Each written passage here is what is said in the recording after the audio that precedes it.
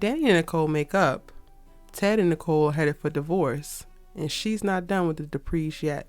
What's good, y'all? It's your good sis Erica Vane coming to you right here on Erica Vane TV with another Beyond the Gates video. In this one, I'm breaking down season 1, episode number 94. If you're new here, hit that subscribe button and turn your bell notifications so you don't miss out on any of my Beyond the Gates content and conversations.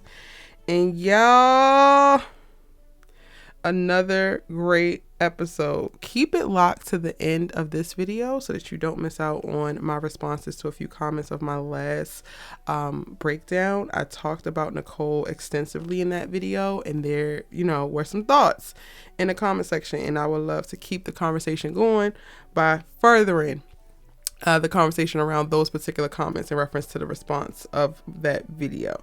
But for this episode, chat. Okay, let me go ahead and give y'all a little bit of context, a little bit additional, nuance and perspective for my perspective so that you're able to consume what I'm about to say with as much clarity as I could possibly offer.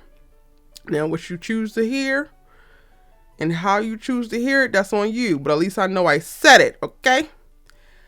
I struggle a lot, like bad, y'all. I struggle a lot with people who make arguments with me, and not because I don't want to argue, because baby, I'm a Gemini. I communicate, okay? I struggle with people who make arguments against points that I never made, against who they presume me to be, on who they presume, or what they're presuming me to say. I struggle hard when people respond to me or respond in direction of me of what they are anticipating or imagine versus what I actually said. And the comments that I put at the end of this video, I'm not saying those people did that. That is what's playing out in this episode. Front and center. Hear me? Front and center, baby. And this is why I will forever stand. Well, I can't say forever because maybe Nicole does some crazy stuff and then I gotta be like, girl. But I could see myself for the foreseeable future being on Nicole's side and defending her tooth and nail, because so many people that she is confronting are arguing points that she never made. They are not even listening. And this is something that we struggle with as a people, in that we are not listening to people when we're in conflict to hear their point of view, to hear their feeling, to hear their grave concern. We're listening to respond, i.e. we're listening to defend ourselves in our decision. And at that point, I'm always wondering, when I'm in conflict with people that I love, one of the first questions that come up to me is, do I want to be right or do I want to be in relationship? Because oftentimes that's ultimately what the decision is. And yes, sometimes that means backing down even if I feel like I'm right, because I care about the relationship more than I care about being perceived as right. And I don't think enough people do that, quote unquote, with the people that they love, right? This is what is playing out. Now, don't get me wrong. I think that Nicole is 100% in the right. And when I say 100%, I mean 100%, baby.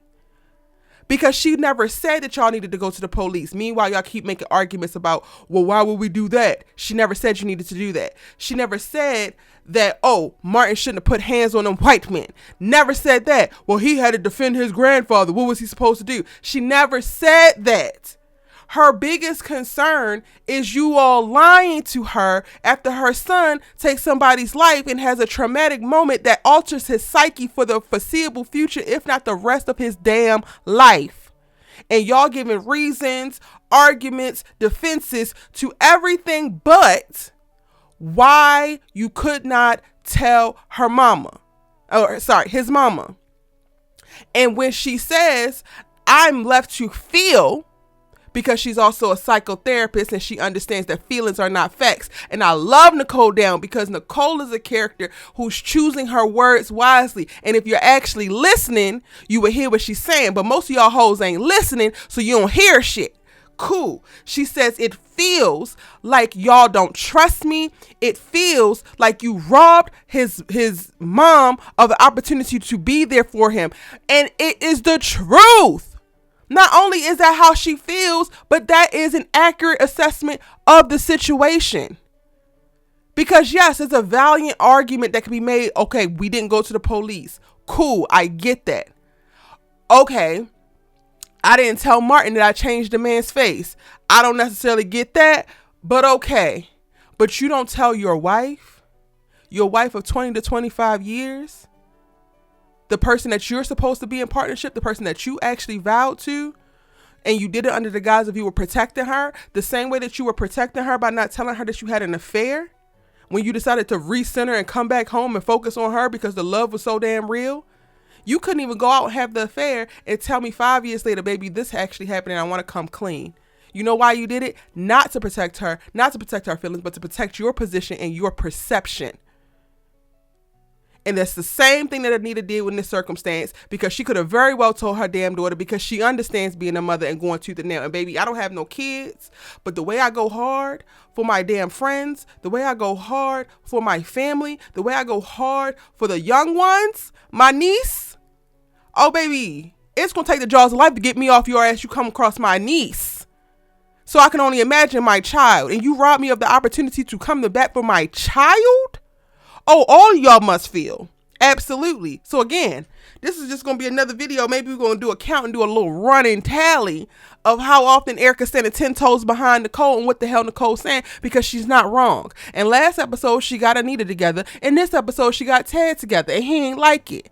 And you know what, Ted? I don't like it either. Your little righteous indignation, your little ability to try to weaponize her poise and her privilege ain't gonna work here, because you agreed to be in partnership with her. So regardless of her being a pretty princess in the goddamn palace, you were supposed to be one of the only people, if not the only person, who will always be in the trenches with her and will always include her in your trenches. It's not her fault that you pedestalized her. It's not her fault that you looking at her some kind of goofy ass prima donna. That is not her fault. She's been there. And the problem, and I didn't mention this in the last video and I meant to, the problem with people pedestalizing the well-to-do black woman, the excellent ass black woman, and the articulate ass black woman, and y'all deciding that, oh, she's too good for that. That's the conversation, that a one-on-one conversation that y'all have, and that's something I never even goddamn said. But then when you need this person and when they can be useful, you want to tap them in. Don't pick and choose with me, ho. Because if I'm going to be valuable to your life and I'm going to be an asset to your life, and you say that you love me and you say that you're transparent and you say that there's no lies and there need to be no lies, pick a struggle. Do it on your damn own and leave me out of everything, or include me in everything and give me the autonomy and the agency to be able to decide for myself how involved I'm going to get. And just know, spoiler alert, when it comes to my damn kids, I'm always going to get involved. I'm always going to get active.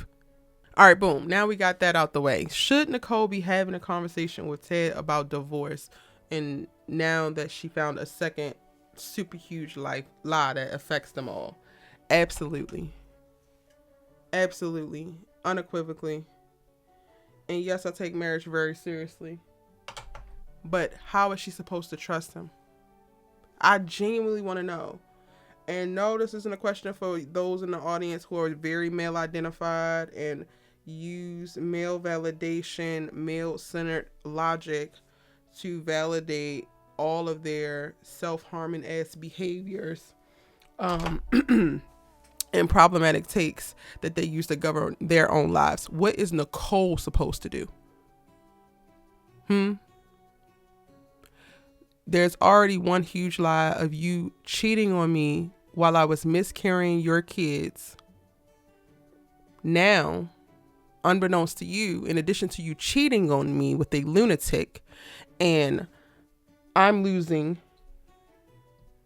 your children in the process, but your lunatic ass mistress gets pregnant, has a baby, hides said baby from you, but then 22 years later implants said baby into my household as my help in order to exact some stupid ass revenge scheme against you, because you thwarted her and sold her dreams of y'all one day being together, and you dropping my ass like a hot potato, only to not give her what she wants, so she came back to get the shit in blood.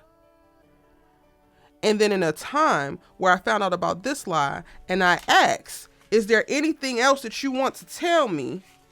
You solely focus on this stupid ass lifetime lie.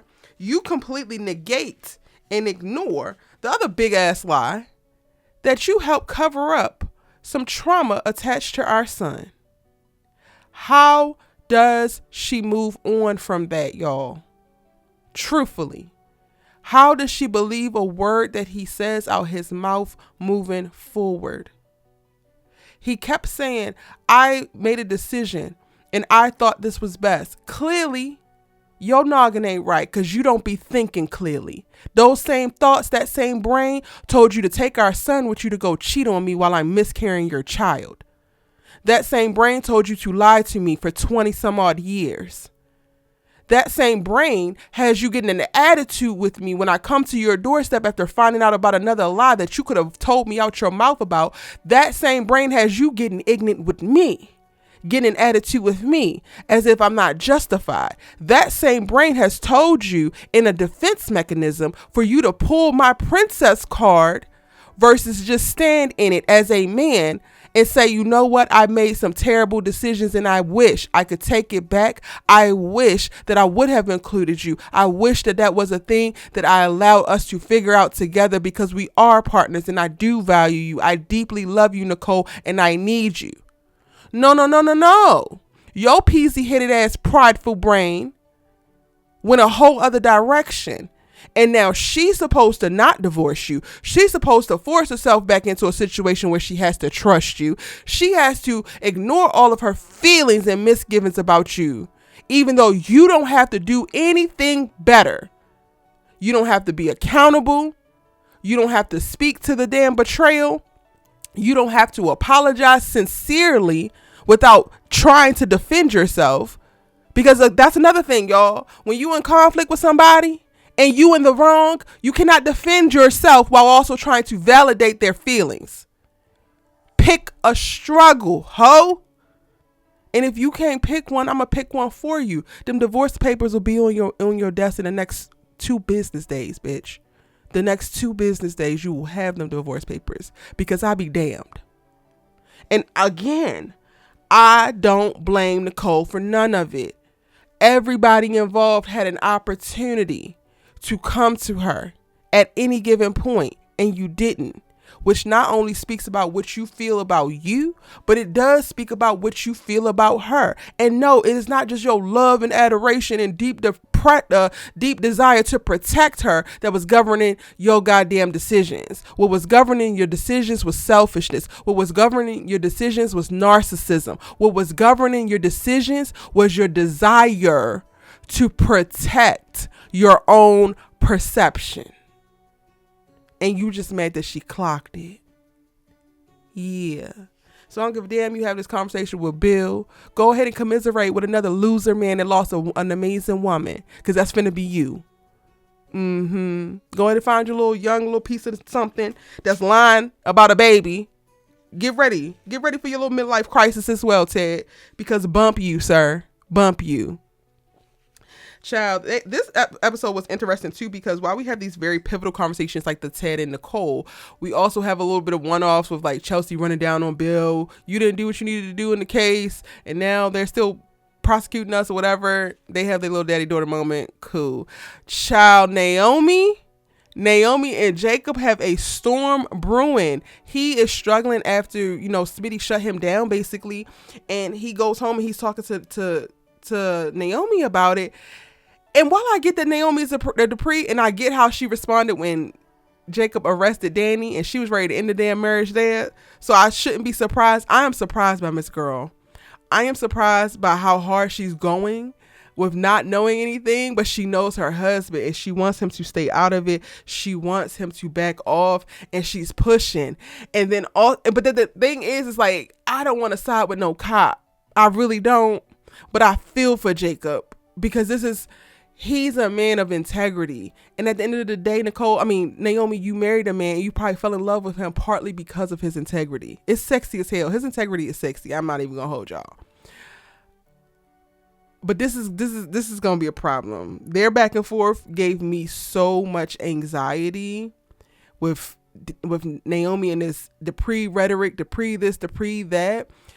The problem that I have with the Duprees as a concept, right? Like not as each of the family members one-on-one. specifically with Anita and Vernon as the maternal and fraternal or leaders of this family, right?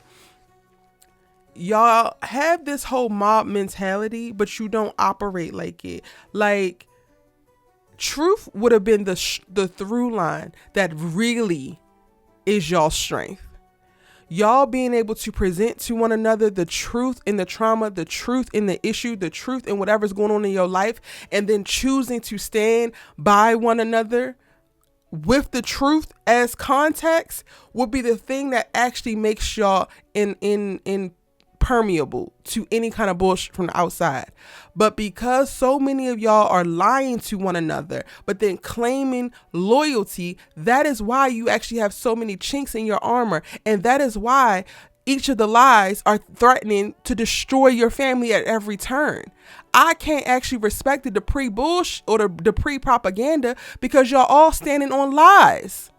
All Nicole was asking for was the damn truth, and she gonna stand with y'all with it. And again, I resonate with Nicole so heavy because yes, I'm educated. Yes, I'm articulate. Yes, I have a little bit more culture to me, and I've seen different things and just have been of more of the world than much of my family. Cool. But when it comes down to it, Erica has gotten in the goddamn field, and I know where the bodies are buried, and not because I'm trying to hold it over you, because I helped bury them hoes.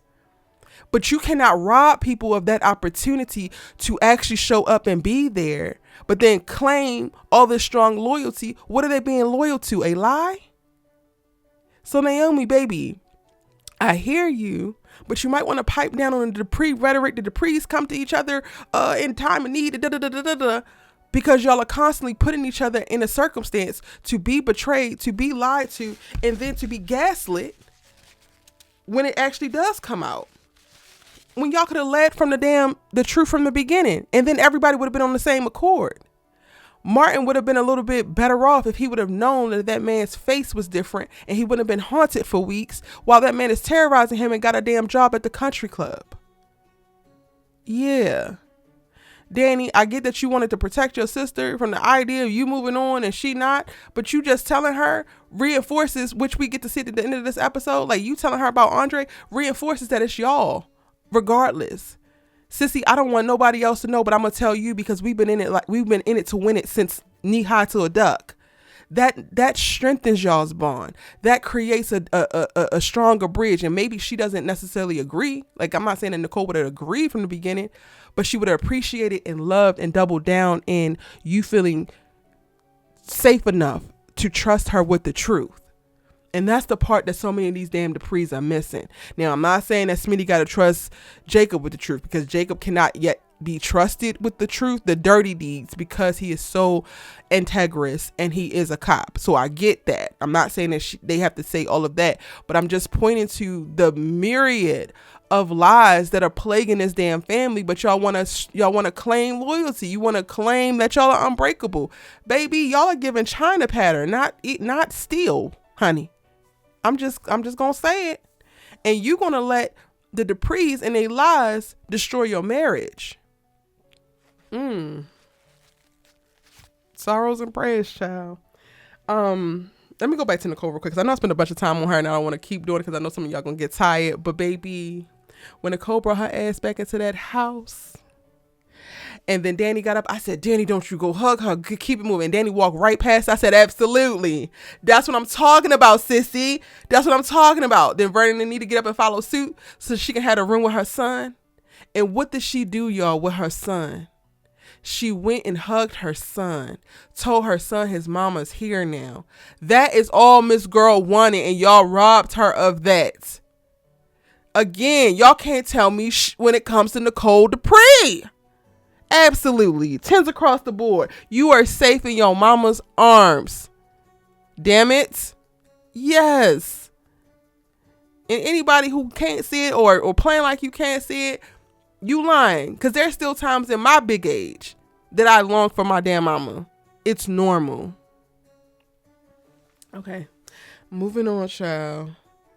We also get, they call Dani over earlier in the episode, they reveal to her what happened, and we don't get the conversation, but we get the tail end, and then they're unpacking it. Martin is struggling with his position and feeling guilty, and they all just kind of like reaffirm him, which is cool. And again, I'm like, this is where y'all's power is. This is what it could have been from the beginning. Everybody else don't have to know y'all secrets, but y'all should know y'all secrets. That to me was plain as day.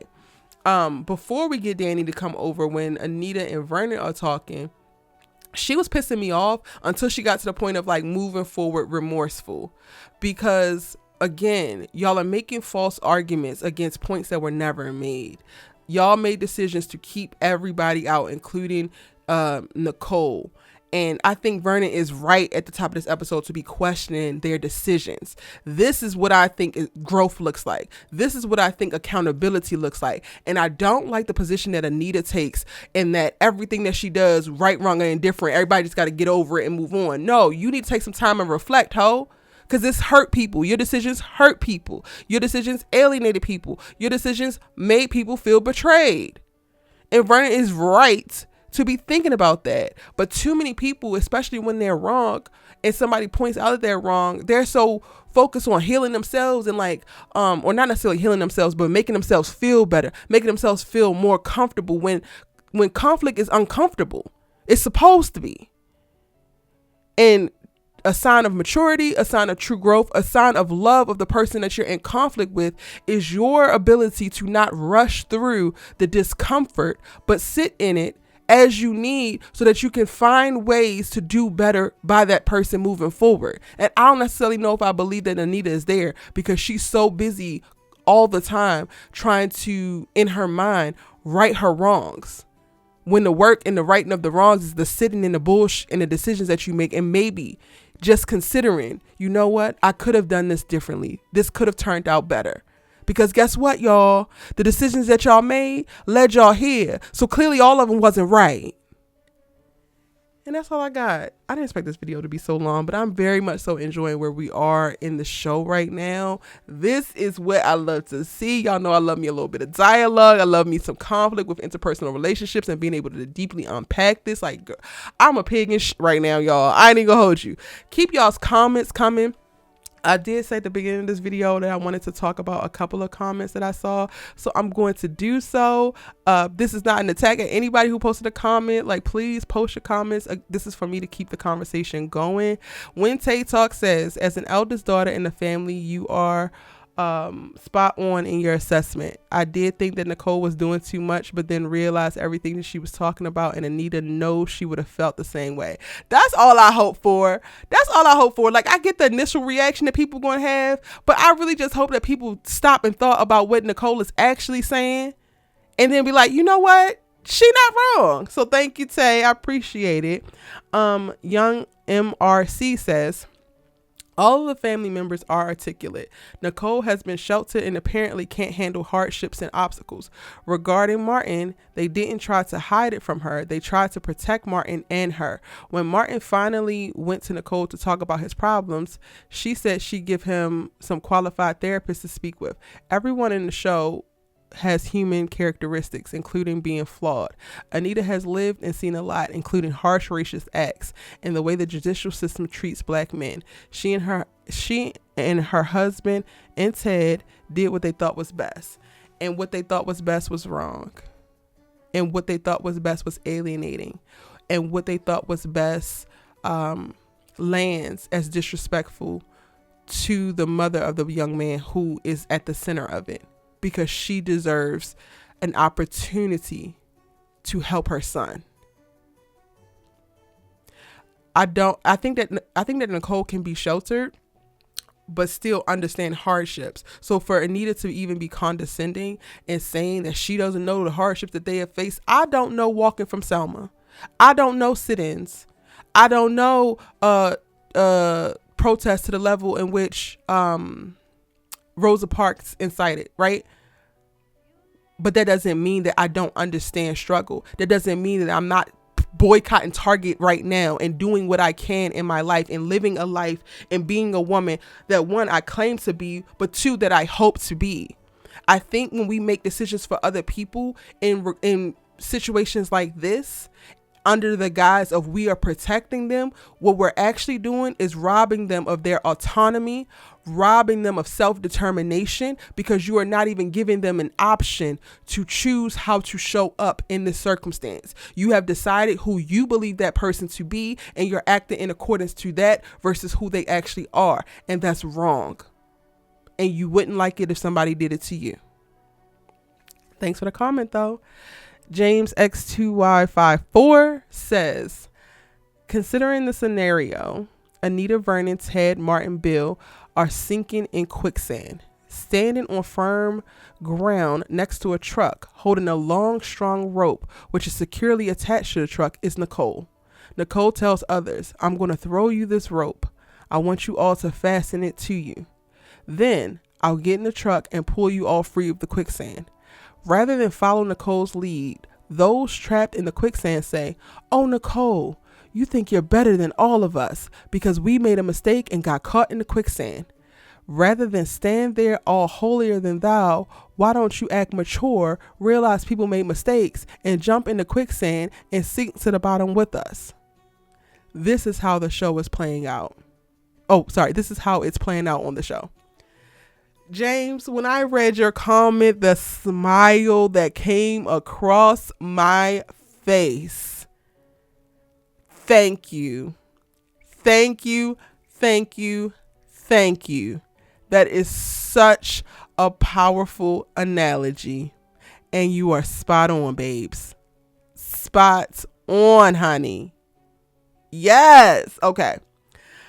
Zamora Keller 6725, I'm sorry if I mispronounced it, says, I totally agree with what you said about Nicole. She had every right to know what was going on with her son. They shouldn't have excluded her from the information, especially Ted. Also, Martin is an adult. He could have told his mother what was going on regardless of what Vernon advised him to do. Martin is responsible for his own well-being, and I didn't hear that in your comments. Otherwise, fantastic comments. I agree. And I didn't mention that because I've been trying not to do too much on Martin, understanding like this is a trauma thing. And like this, I think is going to be a canon event for like the agency that he's given up. He's given up a lot of agency to just follow suit, as a lot of the Duprees have, right? Vernon and Anita kind of dictate who everybody is, what everybody's going to do, and they kind of follow suit for the most part.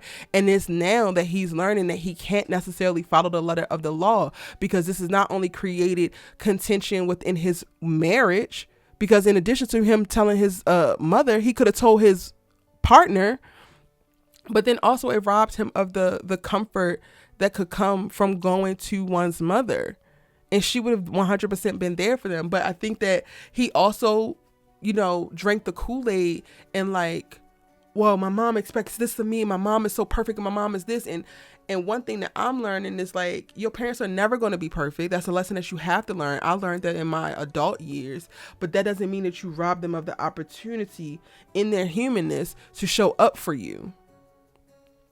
And that is a part of, him being a grown man and being accountable for his own well-being. Vernon telling him to keep it from these two people specifically was never a good decision, was never the best decision. And it was never the decision that was going to protect everybody. And the results of that is playing out on our screens. So the fact that so many people are diligently defending the choices is just like, but the proof is in the pudding. All right, y'all, there's still so many more comments on that video. So go ahead and check out the episode 93 breakdown comment section if you want to see more. Again, thank you guys for posting a comment. Be sure to comment on this video and let me know what you thought about the takes from this one. It's your good sis, you love to talk TV with, and I'm going to see you in the next one.